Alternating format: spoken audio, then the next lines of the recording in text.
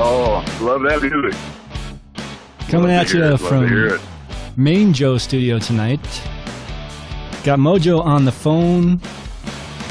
We've got a couple things. Got a remote going on. And why are we doing a remote? Because Main Joe kind of wants to stay home for a bit here. Hopefully let the storm pass, this coronavirus storm that's out there, apparently. Same. Yeah. Is that part of the reason why you didn't go to the jam on Friday night?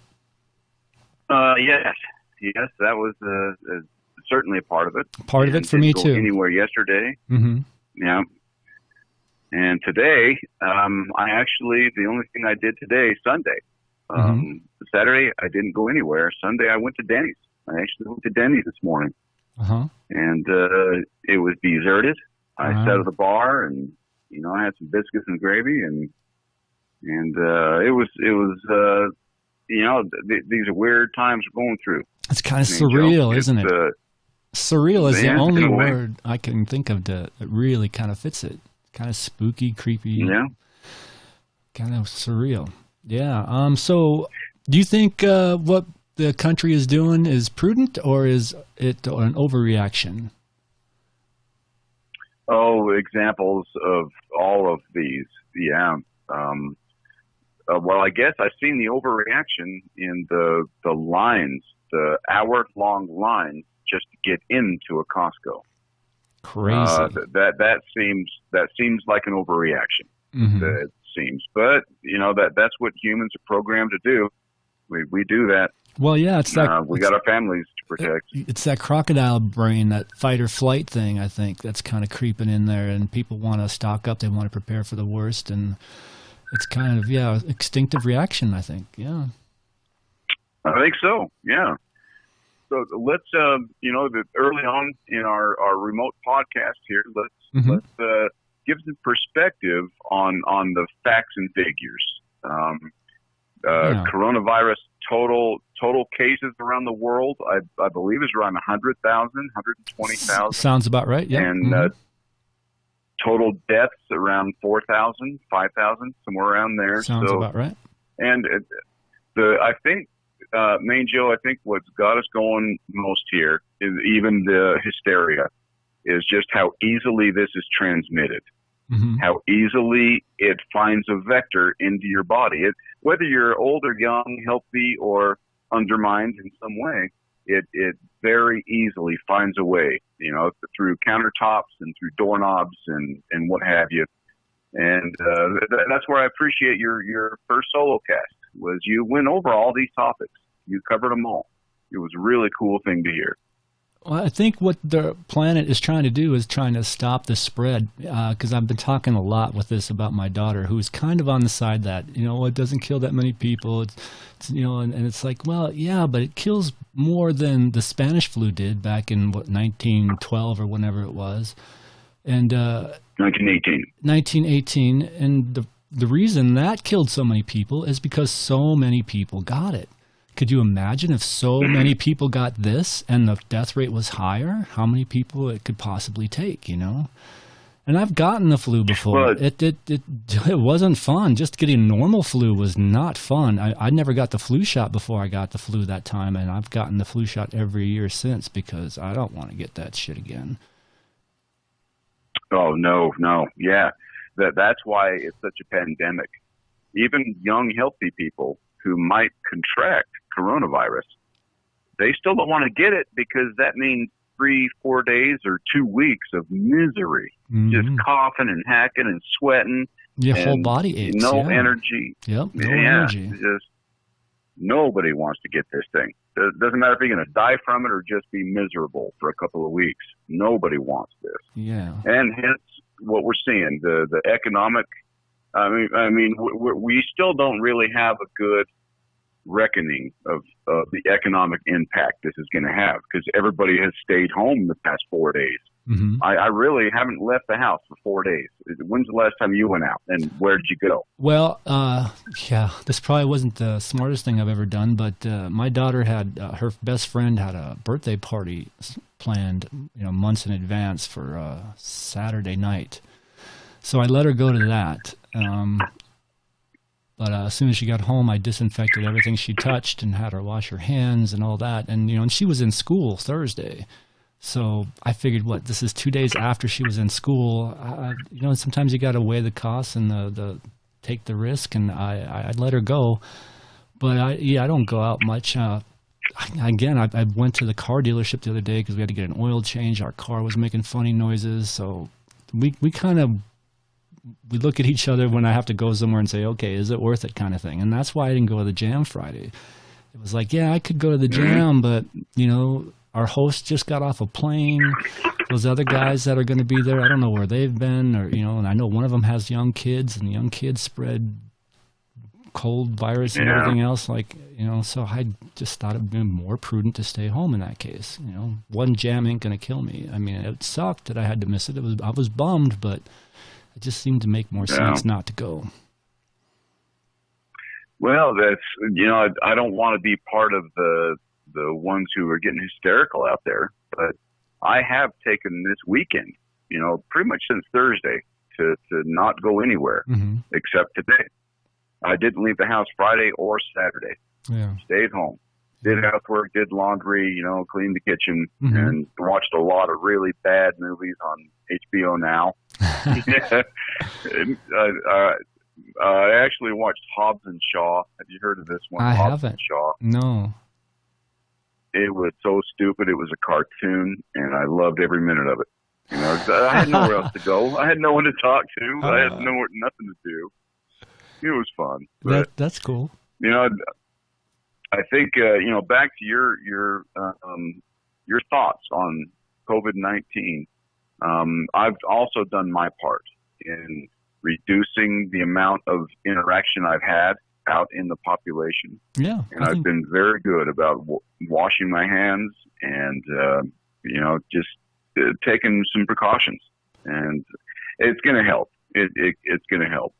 Yeah, I think so. I think that's almost one of my fears, though, is that I think we have reacted in a prudent fashion where, all these sporting events, all the schools are shutting down. That's going to stop the spread. It's got to. And because I've heard someone say, during Christmas vacation, when the flu is running rampant, it slows down when the kids stay home because of Christmas vacation. So this is going to help. But then if it does help, I can just see the pundits and everyone else coming out, and they're going to say stuff like, oh, well, see, it wasn't so bad after all. And they're not going to give any credit to the fact that everyone stayed home and was cautious, Yeah. It makes me wonder, Joe, why was the Spanish flu in 1918, why was that so much worse than what's going on today? And I think we've talked about it. It's the vectors for infection. We are cutting them off today. We're stopping them. We're stopping schools. We're stopping concerts, gatherings. We're stopping cruise ships. We're stopping the vector of infection. The Spanish flu back in 1918, that killed more people than World War I that had just ended.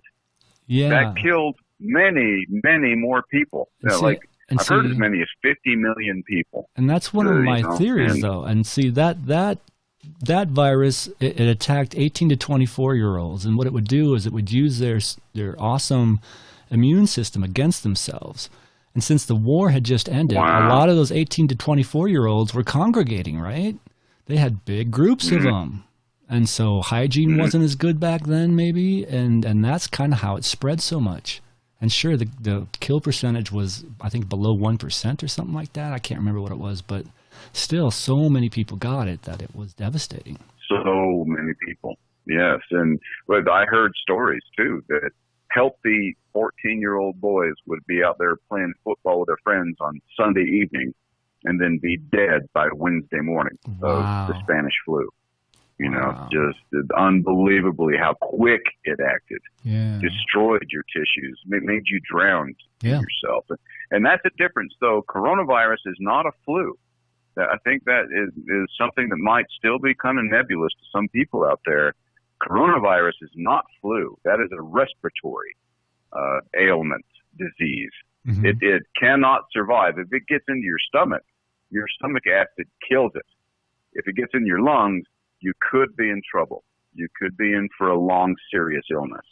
Yeah, so I think I had in my solo cast that it's a viral pneumonia, is what I read.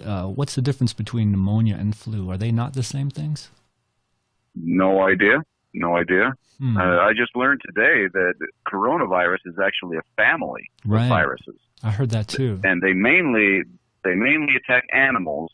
But every now and then, just like evolution shows us, they can mutate and find some form that can attack humans very Right. effectively, and Right. that's what we're seeing right now. Exactly.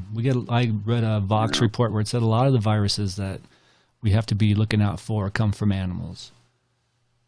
Hmm. And yeah, and these wet markets in China, there's been more than one virus that has come out of those environments. And also, there Yes.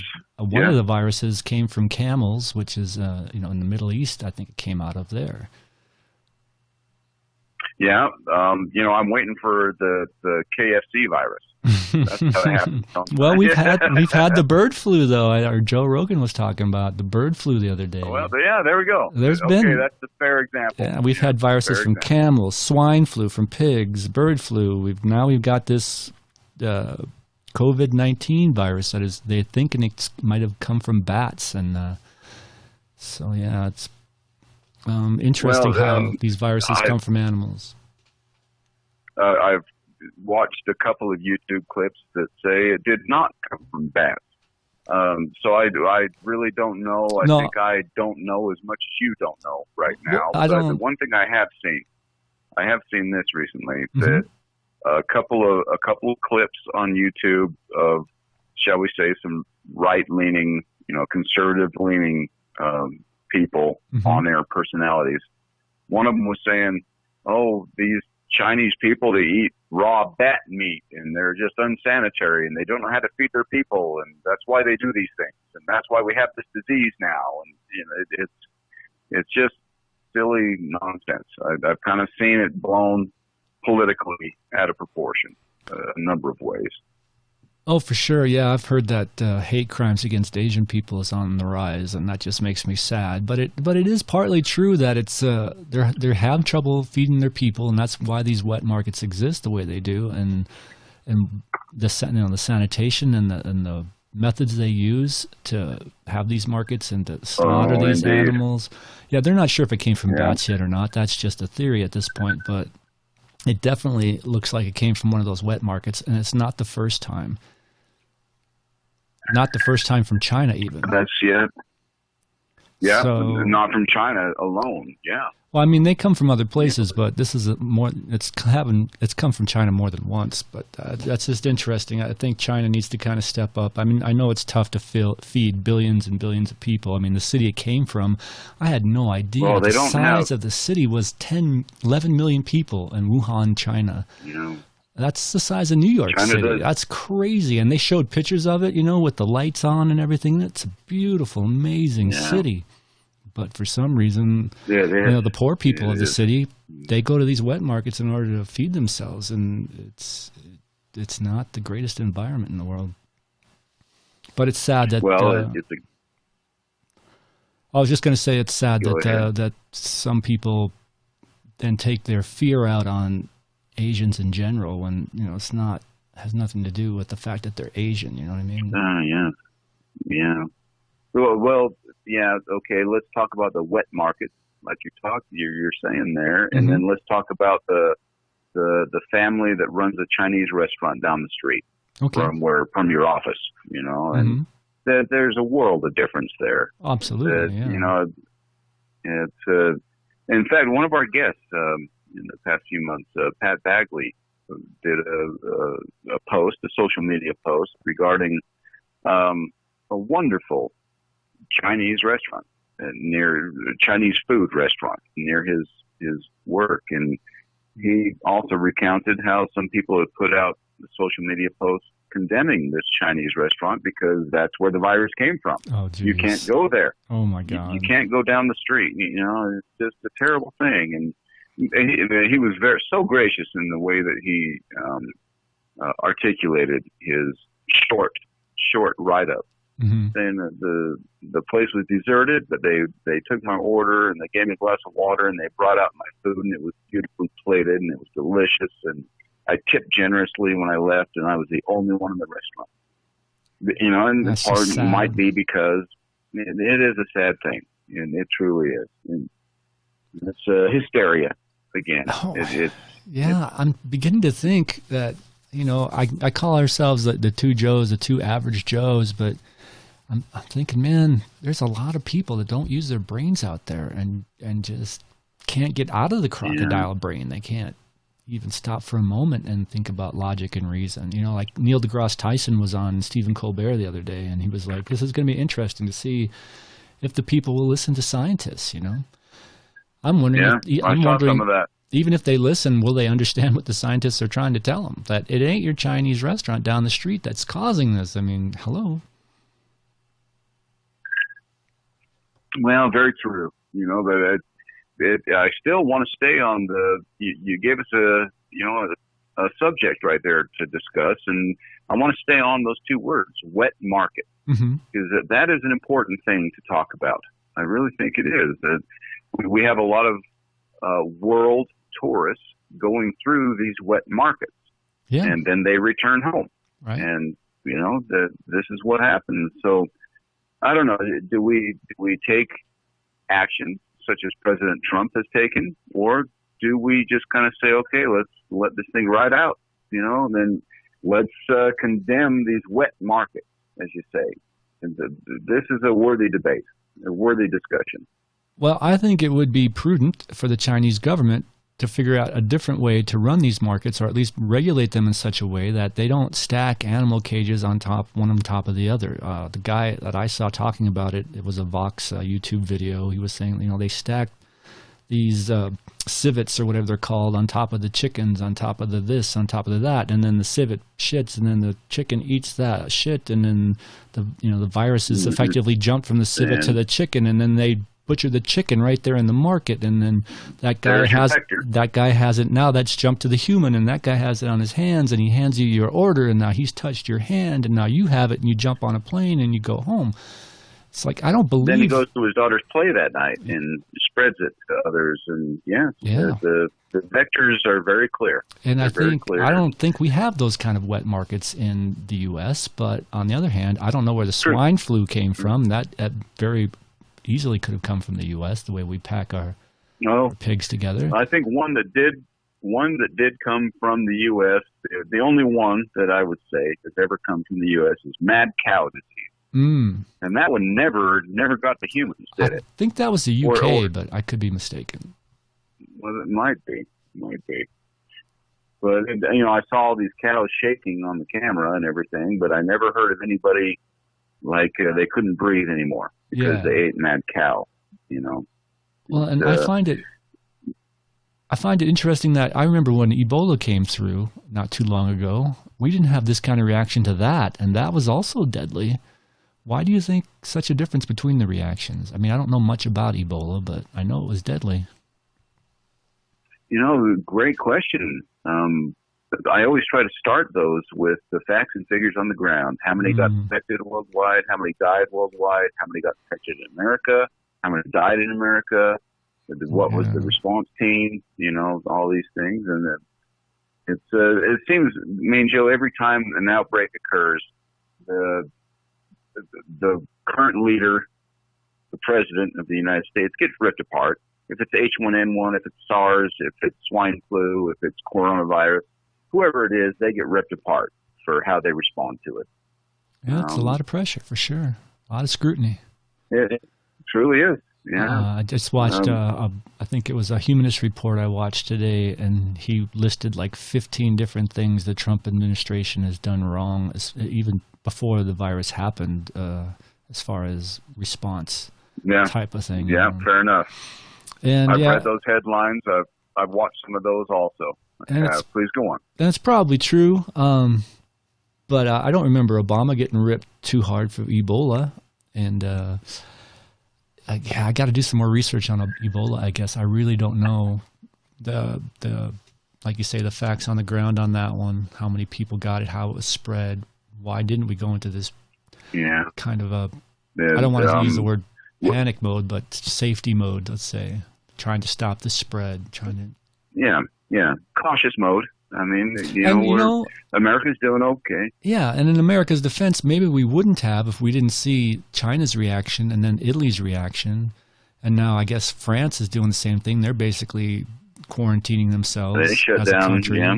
And I hear now they've got tests that I just saw a headline earlier before we started the podcast up where they're doing testing at airports now, and that's causing, delays and all kinds of frustrations and things like that. So we're essentially kind of heading in that direction. I mean, that's part of the reason, from what I understand, is why the schools are closing and why we're stopping all these sporting events essentially for like the next week to 2 weeks, is because we were on like the same track as Italy.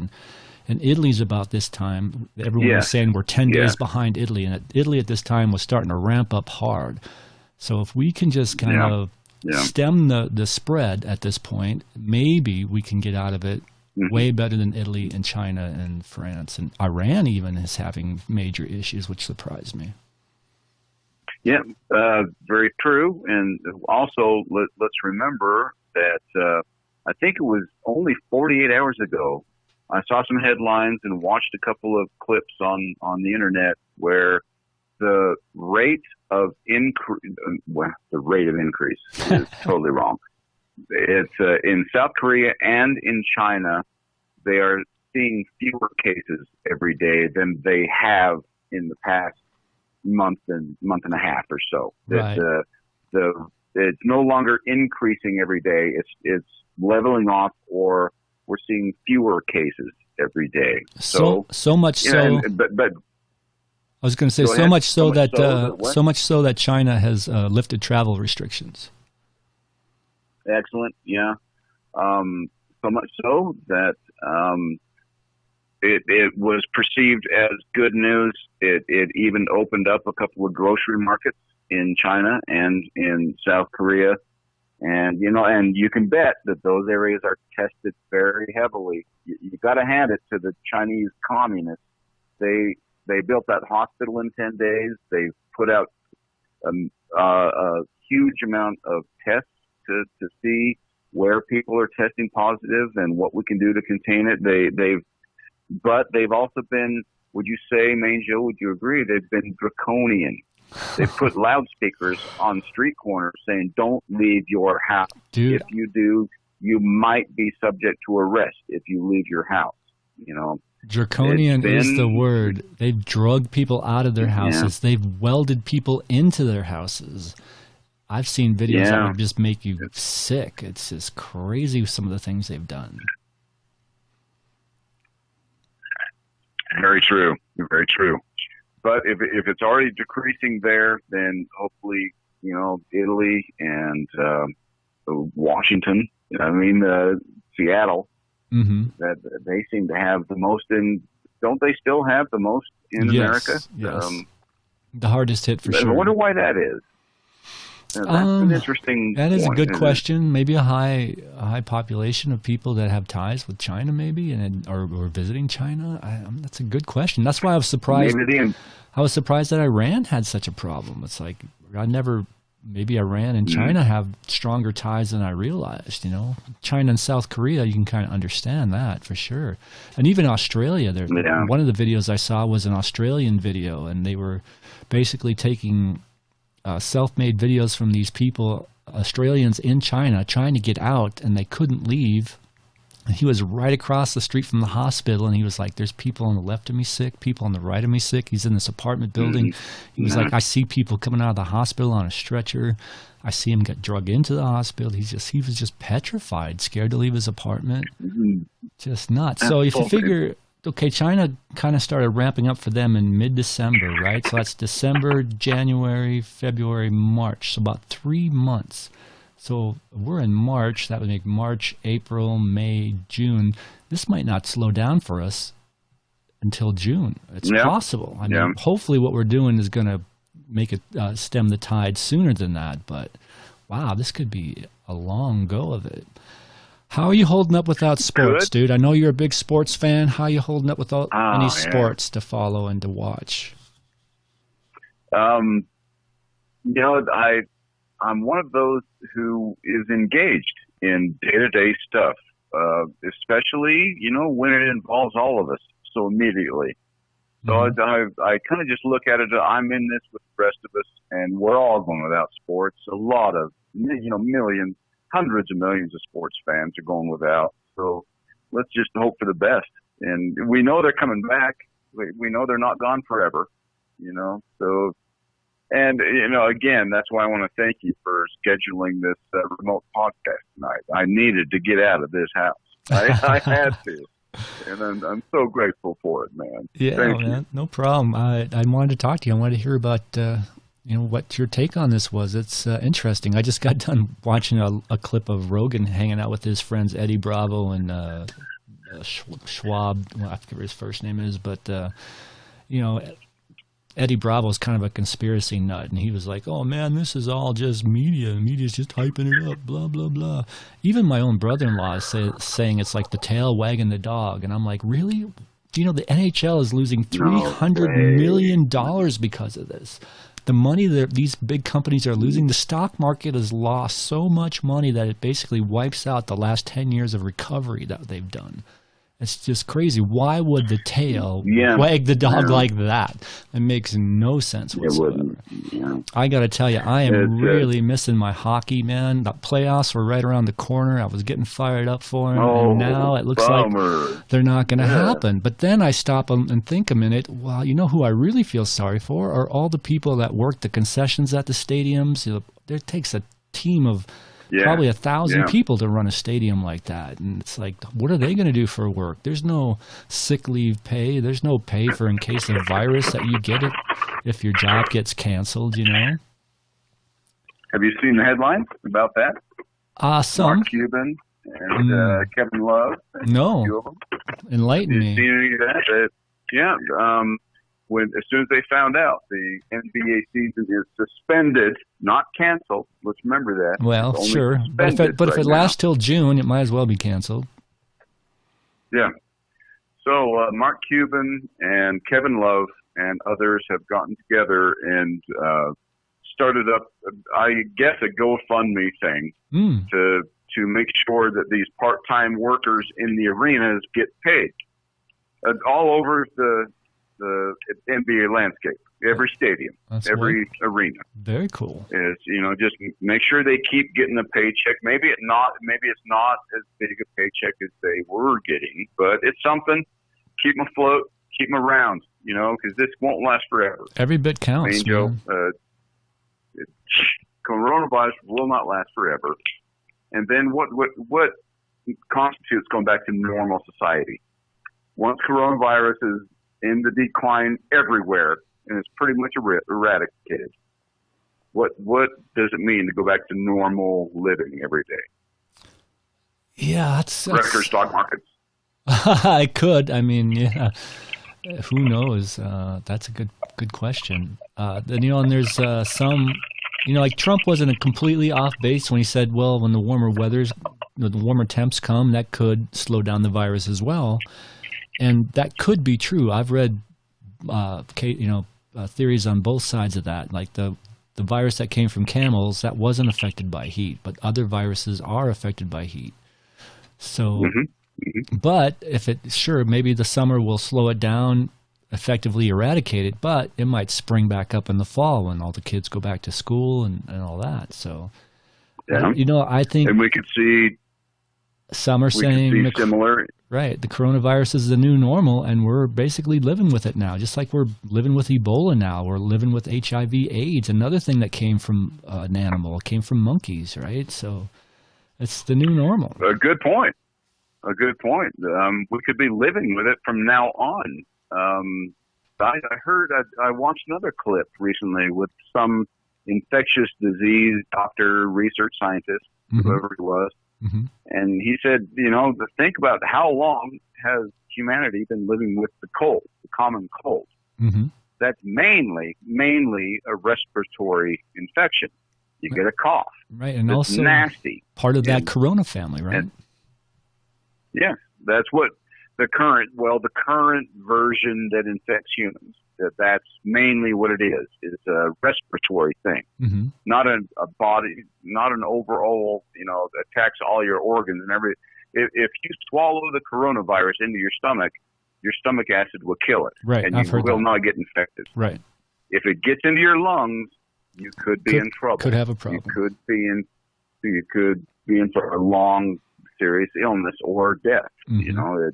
It's just the current version, man, Joe. It's just what we're dealing with as humanity in 2020. Yeah. Or its calendar. Hopefully they'll find a vaccine, but that's probably a long way off. My daughter said she heard that they're 18 months. Well, yeah, but my daughter heard they're offering people like $10,000 in Canada to try a new vaccine out. Well, yeah. I mean, that's where liability insurance comes into play. Yeah. We could. But again, though, it's like, humanity has been suffering from the common cold forever. Yeah. So essentially what the world is asking for now is for the common cold, this coronavirus that attacks your lungs, gives you a nasty cough for 2 weeks, and then you recover from it. Most people recover. Most people recover from it. Let's not forget that. Most people do. So let's not. Yeah, it's the vast majority too. It's not even close. Like 97%, 98%. Yeah. Yeah. But still, Joe, that shows how contagious it is. Because it attacks 8-year-olds and 18-year-olds and 28-year-olds and 38-year-olds, and it attacks everybody's lungs. Yeah. It gets in there, causes problems. And don't forget, there have been 28-year-old marathon runners who have died from coronavirus to this point. Have you heard that? People you would... Well, there have been, though. It's not just 60 and 80-year-olds that are dying from this. And I mentioned that in my solo cast. The 34-year-old doctor who discovered this virus died of it, and they they worked their ass off to try and save him, because he's basically a hero trying to get the word out about this virus, and they couldn't save him. And Rogan was saying a friend of his was in Italy skiing, 50-year-old guy in shape, and he got the virus really bad. And he's struggling to stay alive. Yeah. He's on a ventilator now. And I read this one. I read this one post from this commenter. Sometimes I scroll down to see what people are thinking and saying. This guy was saying, I left Wisconsin for vacation. Everything was fine. The coronavirus, blah, blah, blah. But then I came back home and every single ventilator in the hospital was being used. Yeah. There's no more to be had. And let's hope that the remaining countries where it might escalate, it might increase. Let's hope that they've taken good precautions. They can protect the hospitals. That the population has taken precautions. Yeah. They're staying home. They're washing their hands. Right. Heat yourself with some soup. Stay home. But, Joe, there's another bit of good luck that we had recently is, at least in America, at least right here in America, was Wednesday night. Wednesday night was a good stroke of luck for America. Do tell. Well, it kind of starts with the NBA. Did you witness the Jazz game being postponed because there was a player on the Jazz, the first player in the NBA who was diagnosed with the coronavirus, and then they canceled that game or postponed that game. Then the NBA suspended the season right after that. And it was an amazing night because that really kind of put America on notice.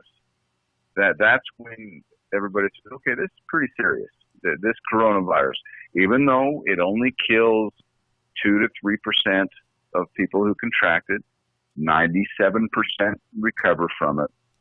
It was an amazing evening, Wednesday evening. So that means Thursday, Friday, most people could stay home.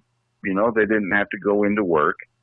And then the weekend, this has been a good 5 days. Since Wednesday, this has been a very good 5 days for America, and I think for the world. The world is on lockdown. We're staying home. We're sitting next to a warm fire. We're having a bowl of soup. and things are going okay. I think the world's going to be just fine. I saw this. What do you think? I saw this funny cartoon. I think my wife shared it with me, and it was something like the who has benefited the most from this are the dogs of the world, because now their owners are staying home.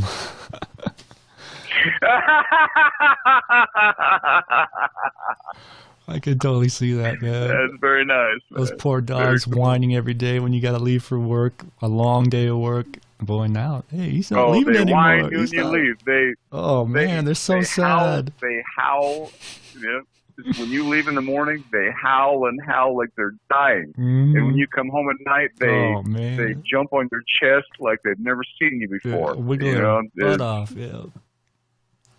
No, the dogs are loving it. Man, Joe, you don't have a dog in the house. No, but I grew up with a dog. You didn't, at least when I came over. No, I grew up with a dog. Say again? I grew up with a dog, but I did not. I don't have one now. I'm more of a cat person now. Oh yeah. Can't remember if you have a cat there. Yeah, we have a cat. You have a cat in your house? The cat disappears when company comes over. That's why you didn't see it. Oh, gotcha. Okay. Now, was that Halloween night I came to your house, or like the night before Halloween? I forget. Was that Halloween night I was at your house? Oh, for the jam I had over here? Yeah. Yeah, it was right around there. Yeah, it was right around Halloween. That's right. That was a fun jam. It was fun. Well, you also, I remember when you set up this remote cast tonight, you mentioned the DNC, and that is a big topic of conversation for me. Me too. Let's talk about that. Let's change gears. Let's talk about the DNC, and then let's transition into that by saying, if nothing else, the coronavirus makes a really good case for universal Medicare for all. Because don't you want to know who has it and who doesn't? Don't you want everyone to be able to see a doctor if they need to get tested, But how many people aren't going to get tested because they don't have a doctor, or they don't have insurance, or they don't have enough for the copay or whatever? So yeah, they've only got half the copay. They have $25, but they need $50. Mm-hmm. They don't have the copay. Yeah. It's inhuman. It's inhuman the way it currently is. It's crazy. I think it really shines a light on our healthcare system and just how pathetic it is. Mm. So Bernie, who is not doing so great in the whole nomination process at the moment, I was so saddened by Tuesday and Super Tuesday too, when Bernie didn't win the states he thought he was going to win, and Biden, of all people, is now on a roll. I just shake my head, Mojo. I don't get what's going on, but I kind of do in a way. The DNC, they all kind of quit and endorsed Biden right before that Super Tuesday primary day, and I guess it was enough for people to say, all these so-called centrist Democrats are now backing Biden. Well, and then I guess Biden's my guy. They also say another reason is because the young people didn't come out. Another one. There's another reason. Really, at this point, Main Joe, I've just kind of adopted the position of I am going to vote blue no matter who.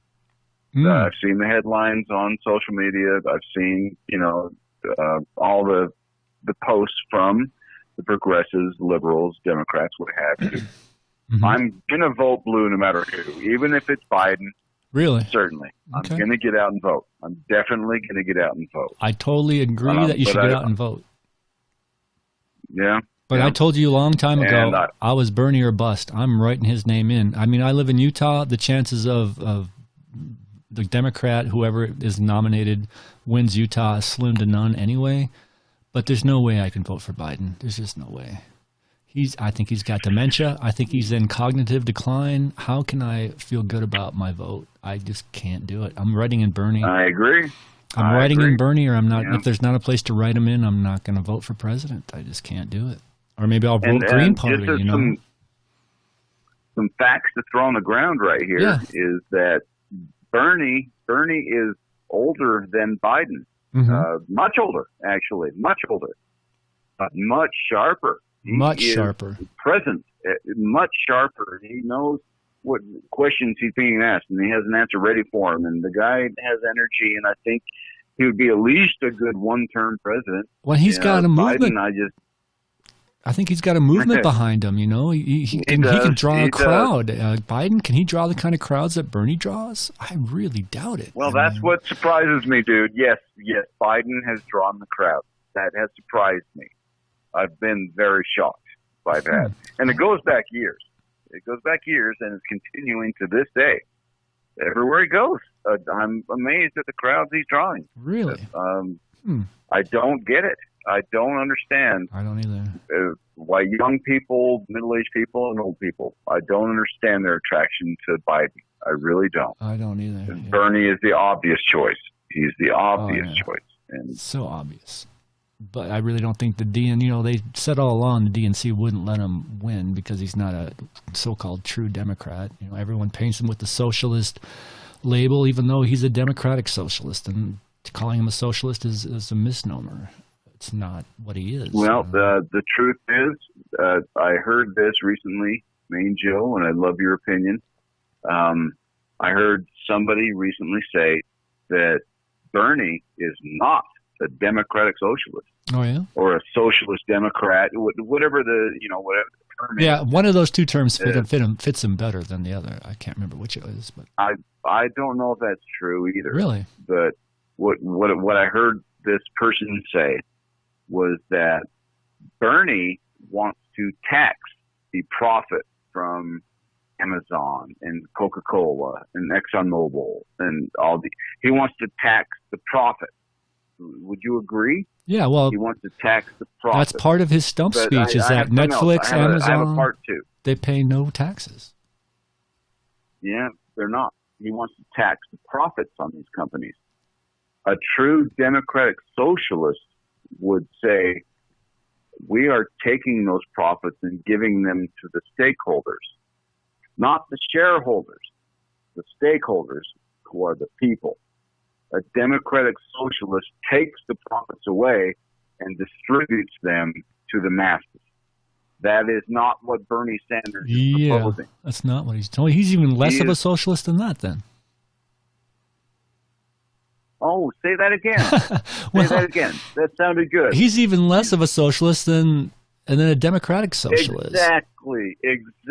He's not socialist. That's the whole point. One of my favorite stump speeches of his is when he goes out and he says, look, how is this radical? How is this radical what I'm proposing? All these other countries are doing it. I'm really more centrist than you realize, way less radical than you're painting me to be. I love that speech of his when he goes into that spiel. So true. Dude, it was beautiful.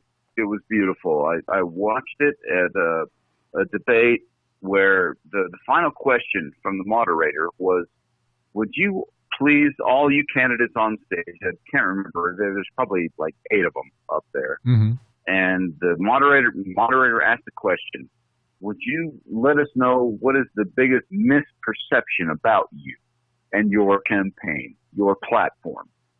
Bernie's response was that universal health care is a radical thing. That is the biggest misperception. It's not radical.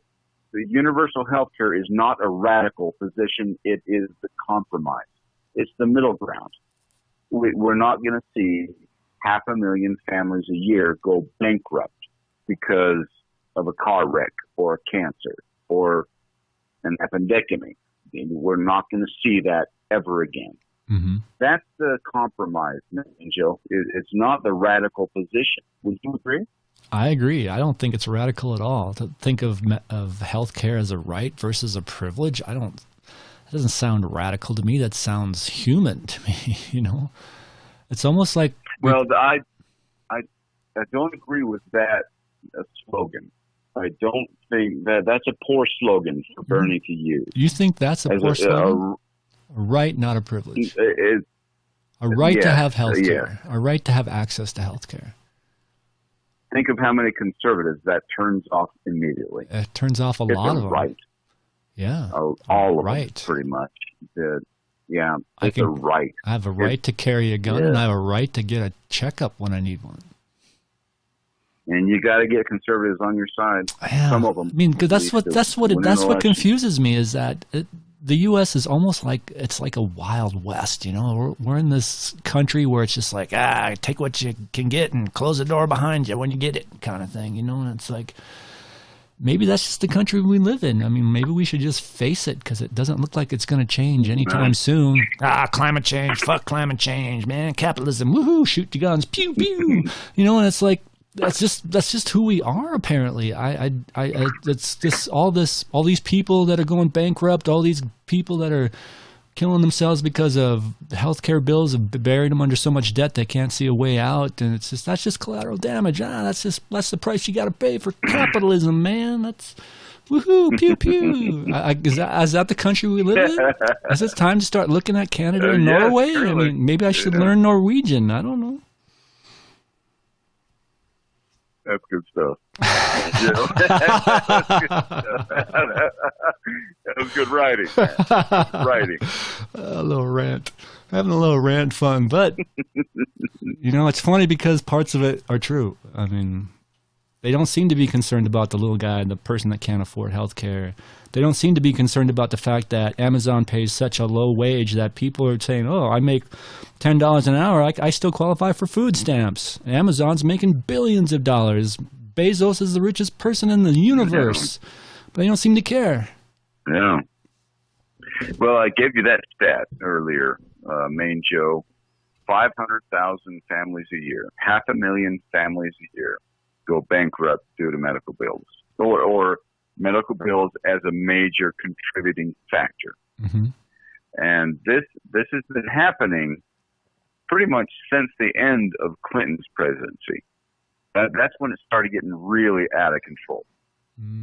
But it was bad before then because Hillary was looking into it. She spent a lot of time trying to figure out how to bring health care to the masses, you know? Yeah.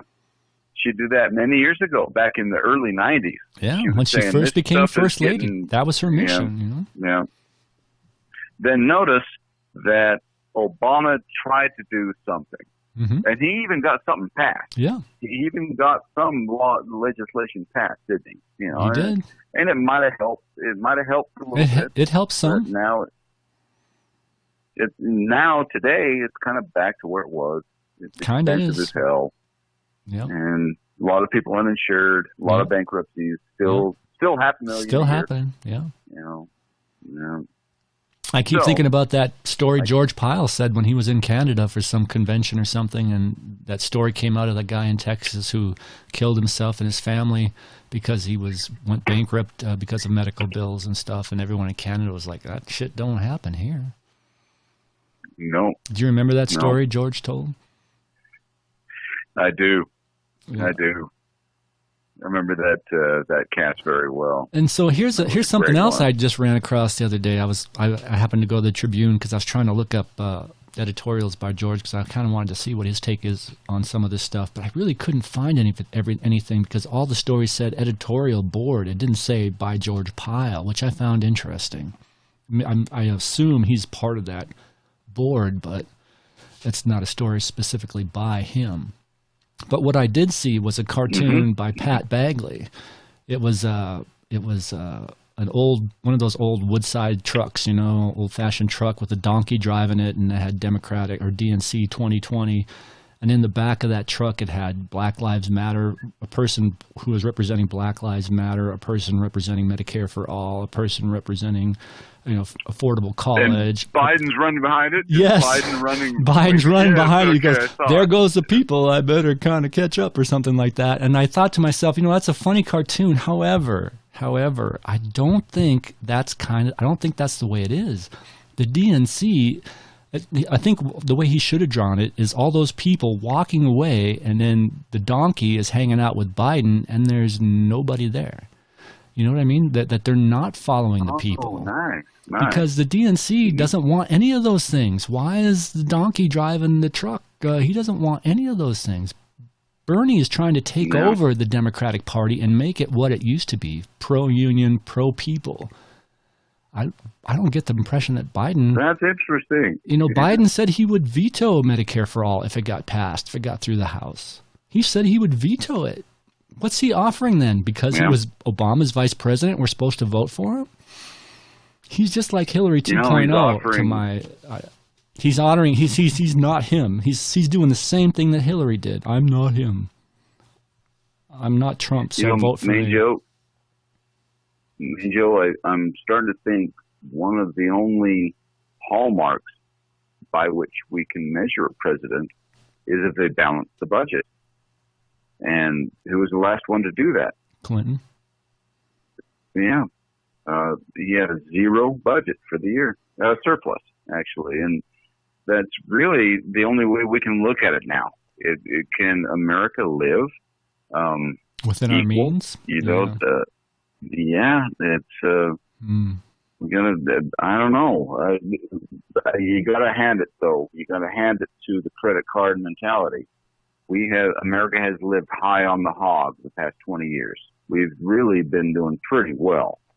All the way through Obama and certainly through Trump, the economy has been great. Even through Clinton. It even improved. I think it was pretty decent through Clinton. It was the biggest expansion in history under Clinton. That was the dot-com boom. Yeah, exactly. That was the internet boom. Yeah, exactly. It was amazing. I wrote a lot of that. So, you know, me too. But now the thing I worry about with Trump, though, Joe, is that we're living high on the hog. You know, I'm doing okay. Most of America, the unemployment rate is low, and everything's been pretty good. But it's all been on a credit card, and it might start coming due. I don't know how to express that. Well, I don't know what to say. Yeah, I think you might be right. I think you definitely might be right. It's going to be interesting. Like you said, the sports will be back and all that. Yeah, that's all well and good. But what about the stock market? Will that come back? Will the jobs come back? Some of these businesses that are, one of our favorite ice cream shops in town, Zeppi's, closed up. They're like, we're closed to the rest of March. They're just done. Snowbird closed up. Or, they've suspended operation for the most part. Yeah, they're basically operating on a skeleton crew now. So our business is going to come back. Some businesses will be able to weather this storm. Some will not. Very true. Huge Very question true. marks. All over the world. Yeah, true. Yeah. All over the world. Italy, France, Brazil, South Korea. Yeah. So what are your predictions then? Do you feel like coronavirus is going to be like H1N1 or SARS or swine flu, where, it seems like late April, mid-May, it's gone. It's not in the headlines anymore. I think it doesn't seem to be killing people anymore. I think like Jackie Chan said, you prepare for the worst and you hope for the best. So my hope is that people stay home for the next week, 2 weeks, and then we see a dramatic plateauing of coronavirus spread, and we start getting back to business as usual. That's what I hope will happen. Yeah. Now, worst case scenario, I'm thinking it goes through June, and it hurts the economy big time. And yeah, maybe we don't recover quite so quickly, and it's a much bigger deal.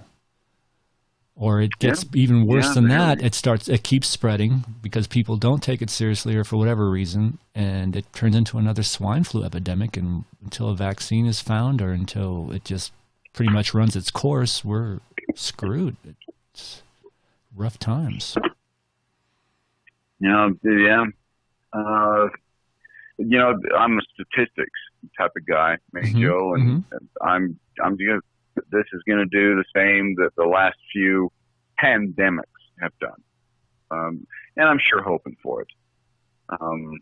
I don't think this is going to be another Spanish flu where we're going to hear of 20 million people dead inside of 9 months or anything. I don't think that's going to happen. I certainly hope not, like we all do. I think we're going to be out playing. We're going to have a jam session on my deck here in the next month and a half, 2 months. All right. What do you think of that? I hope you're right. I would love that. I miss music so much. I missed the Jam Friday. I was so bummed. And like you, I'm kind of homebound because, I work from home. At least I worked from home before. But now that I'm basically a caretaker, I'm taking care of my wife and my daughter. And it's the days are long, man. My hat's off to all caretakers out there.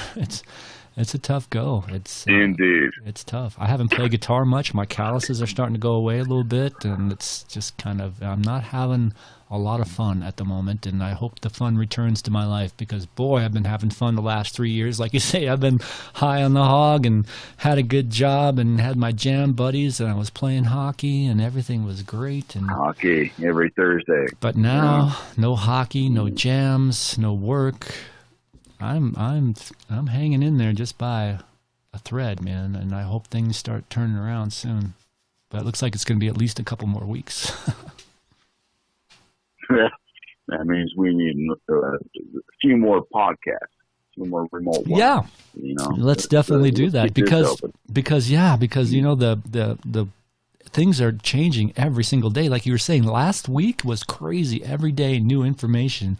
Every day, first they were going to play hockey games without people in the stands, and then they were going to do, I forget what else, and then the NCAA just canceled everything, and then school started closing. My wife predicted that within 2 weeks my daughter would not be going to school, and it only took like a week.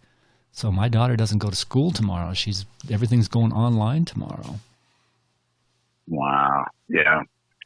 That is exactly how it happened too. It was fast last week. Like every day. So we got to have another podcast and talk about the changes and what's going on and keep our listeners informed and updated and keep getting better at podcasting. It's practice makes us better at it.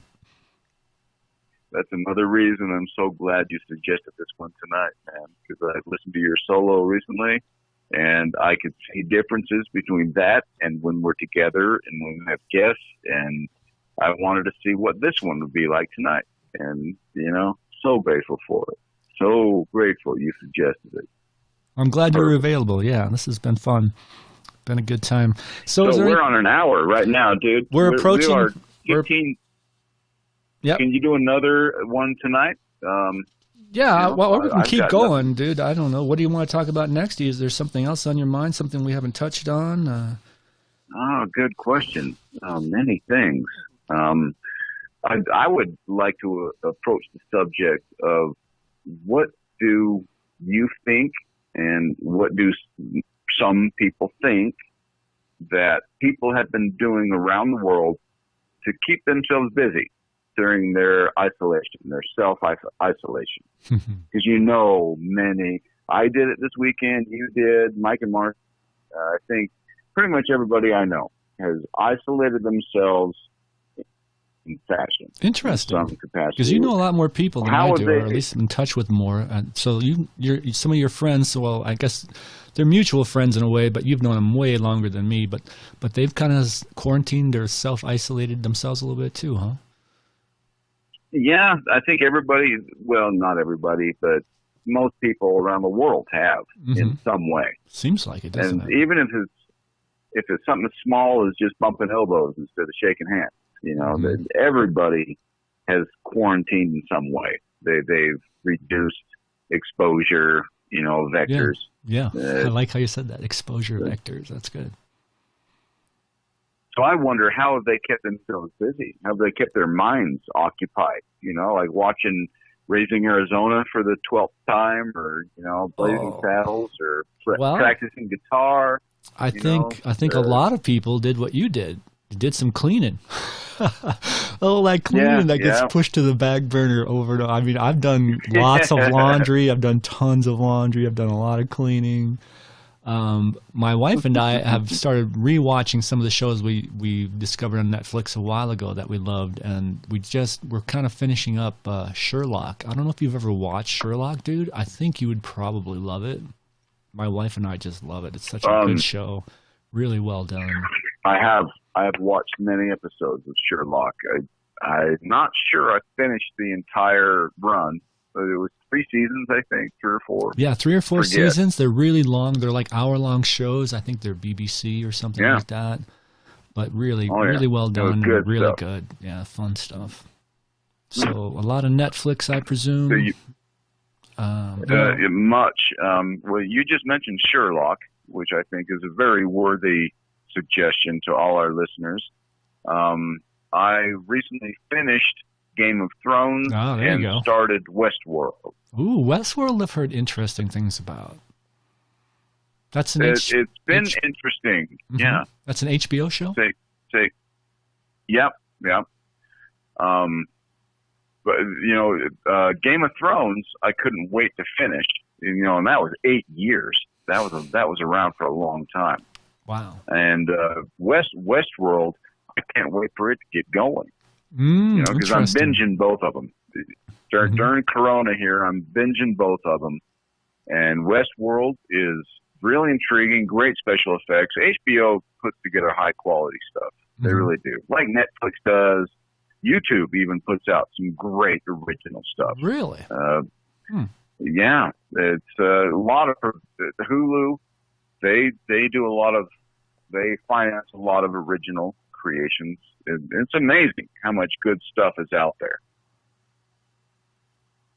Yeah. What's your favorite right now, Major? Well, like I said, we're watching Sherlock right now. Every chance we get, my wife watches more than me because I'm doing laundry and doing other things around the house here. But she's pretty much laid up; she can't do a lot, so she's watching. She's got other shows she's watching.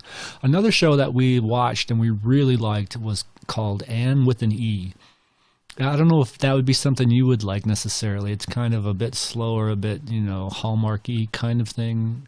A lot more feelings going on. I tell you, I don't know if you're a crier when you watch these heartstring movies, but I didn't really think I was. But this show is so well done, and it just tugs on your heartstrings. And oh my goodness, this show really did it for me. Anne with an E, if you like that kind of thing. Anne with an E. Anne with an E, yeah, like ANNE. Okay. I'll have to ask you about it again next time you're over. Show me a clip. There you go. That sounds great. We really enjoy it. I love movies, dude. I've always loved movies. And now, today, you don't have to go to the movie theater to see movies. You can see them on Netflix. You can see them on YouTube and HBO, and they're all doing their own stuff now. It's just amazing, the world we live in. Yeah, and, they're all like $9 a month, $11 a month to see all this incredible stuff. Well, plus you can just rent like first-run movies, can't you? Or really, really new movies if you just pay for them outright. Like for, I don't forget what it is, like $5, maybe even $10. You can just have them streamed, right? Isn't that true? On some of these streaming services? I think so. Yeah. Because don't you do it on Google? Much everything. I think you do it on Google Play, don't you? There's a couple movies you told me you saw, and you just paid the money because you didn't want to own them, but you wanted to see it, so you just paid the money and streamed them. And they're relatively new movies. That is mostly what I do with Google Play. Yeah. That is a pay service. Any movie you watch, you're paying. Right. And most of them I just rent.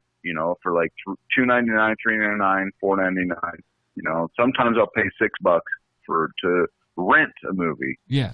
But rarely do I buy one. But those are brand new first run movies. That's one of my problems with Netflix is all their movies are kind of old or not that good. They're kind of B movies. If you want the really good movies or the movies that are, really popular, you have to do the DVD program where they mail you a DVD every month or whatever. But that's done. Those days are done. But but we would do that, but we'd never watch them. We'd have that DVD sitting around, and we'd never watch them. And so we just canceled the service. Even though those movies were better, for some reason we never got around to watching them. It's weird. So we just do the Netflix streaming service now. We don't do the DVD service anymore. Yeah. Yeah, the DVD service is going to go away pretty quick. I think you're right. I think the less and less people, fewer and fewer people have the DVD players in their homes anymore. I haven't had one in my home for over a year now. Wow. It's been a while. I still have a VHS player. Do you really? Yeah. We've got a few movies that we like that we watch every now and then. Holiday movies that we bought a long time ago, VHS, but yeah. Yeah. I hear you. That's pretty cool. But I had some until recently. If we have to have the coronavirus and we have to be quarantined, what a great time to have it happen because we have all this entertainment options, Well, that's a good point, Main Joe, is that for any pandemic to happen to America, this was a pretty good time for it to happen. Most of us had some money in our pocket. We could go stock up. We could isolate. We could stay home. A lot of people have homes. Here's a question, Main Joe. Mm-hmm. What are all those homeless in Los Angeles doing right now? Do you remember hearing those headlines, seeing those headlines? I should say the homeless population in Los Angeles is exploding. It's getting out of control. It's going everywhere. Yeah. What are those people doing right now? Yeah, I don't know. I don't know. Be cool to see some footage of that. See if, how big is the homeless population in Los Angeles versus Key West versus Chicago? I'd love to see that. But so are you asking how is the coronavirus affecting them, or I'm not sure, were you tying it into that at all, or just in general? I was. Yeah. Under the virus alert we're under now, how is the coronavirus affecting the homeless population? I wonder. And how do you define the homeless population? How many are there? Where they live? Okay, they're in a tent on First South and Main Street, so that person's homeless. But somebody else has a tent right in front of the homeless shelter, so that person's not homeless. How do you determine who are homeless and how many are homeless? How do you even determine that? Yeah, where I go with this is I wonder if the coronavirus will just sweep through there like you wouldn't believe, because I imagine hygiene's not as good, and there's no one washing their hands there every 20 minutes, It could be devastating on their population. Yeah. They don't have health care, it could really be tough on them. They've got, immune systems that aren't up to par necessarily.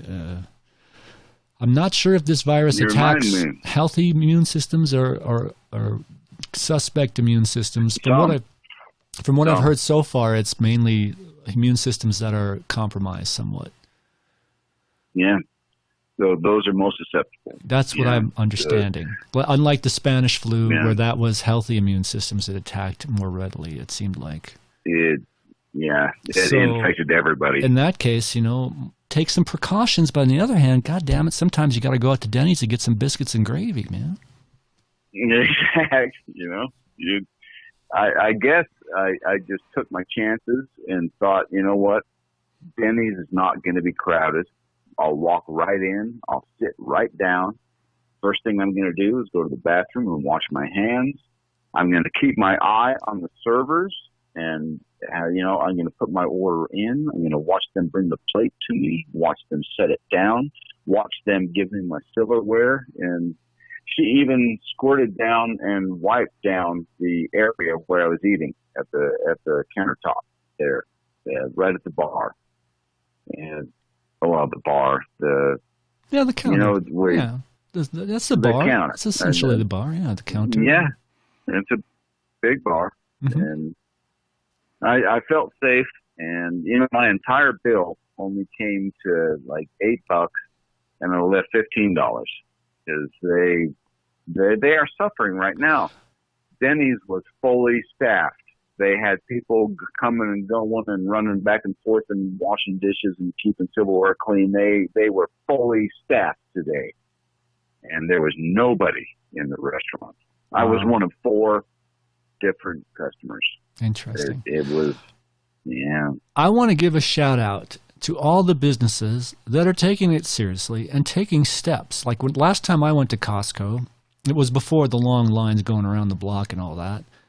Every single cart that went into that store, they were wiping down with disinfecting wipes. They must have went through so many disinfecting wipes that day, because it's always busy at Costco, of course, but it was before the super busyness. And they were wiping down every single cart.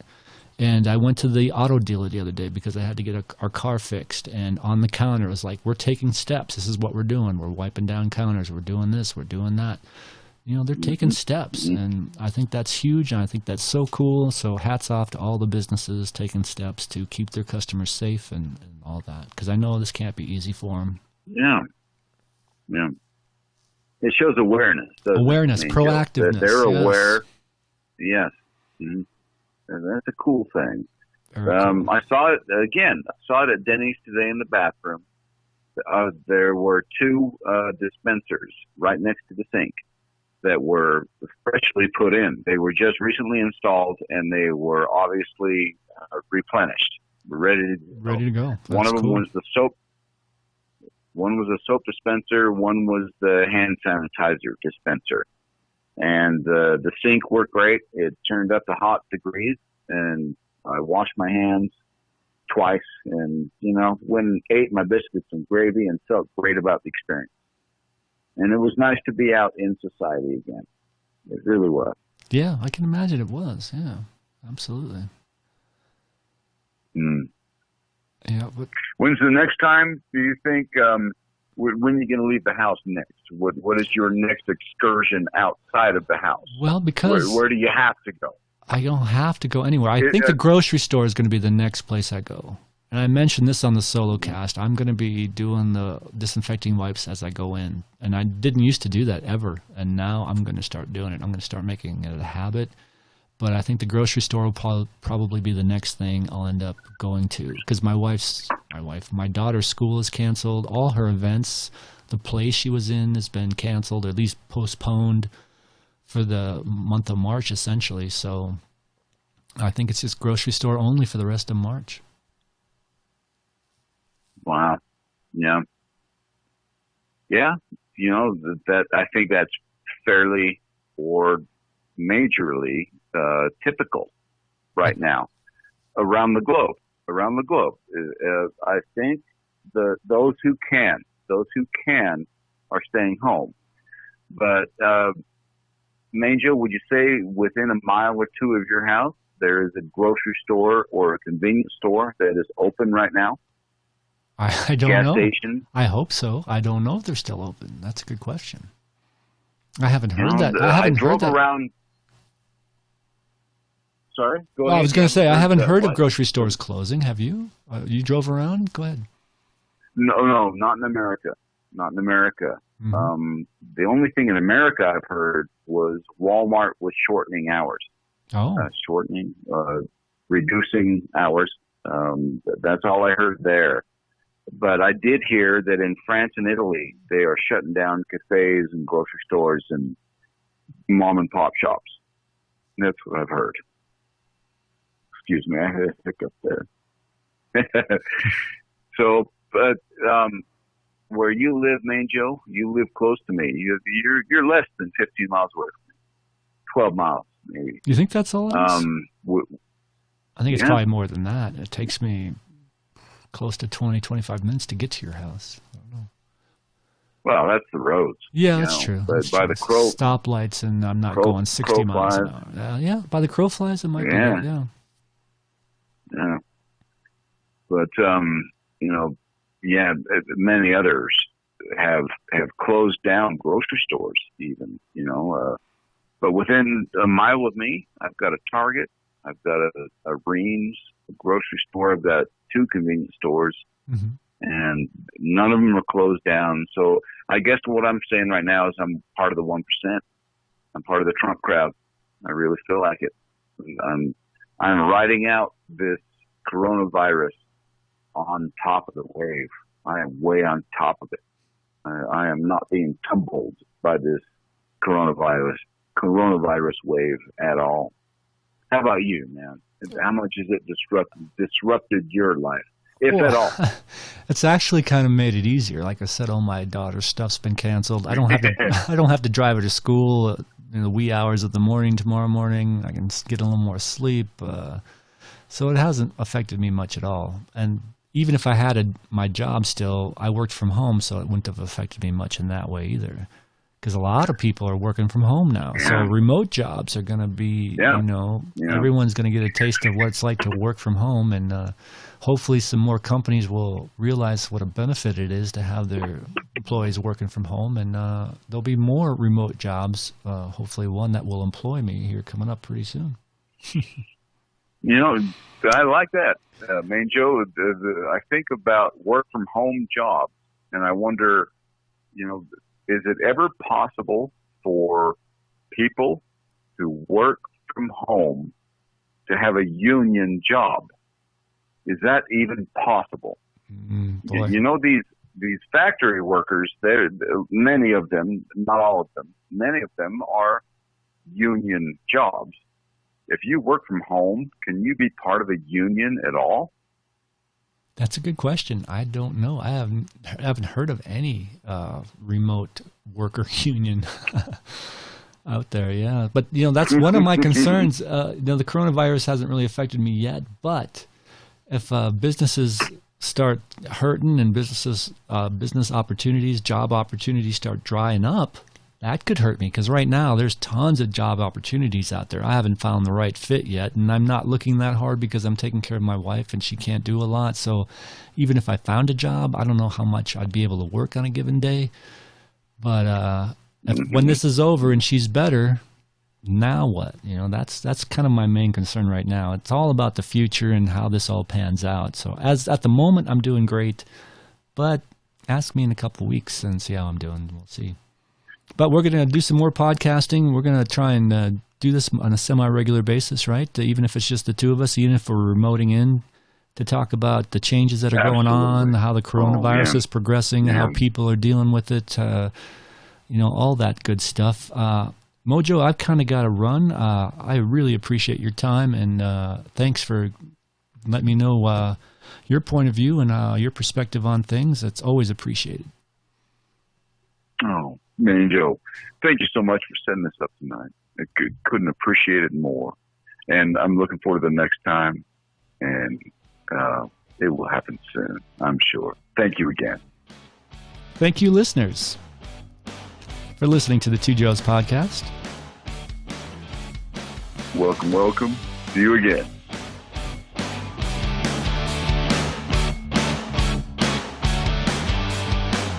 Beautiful outro. Beautiful.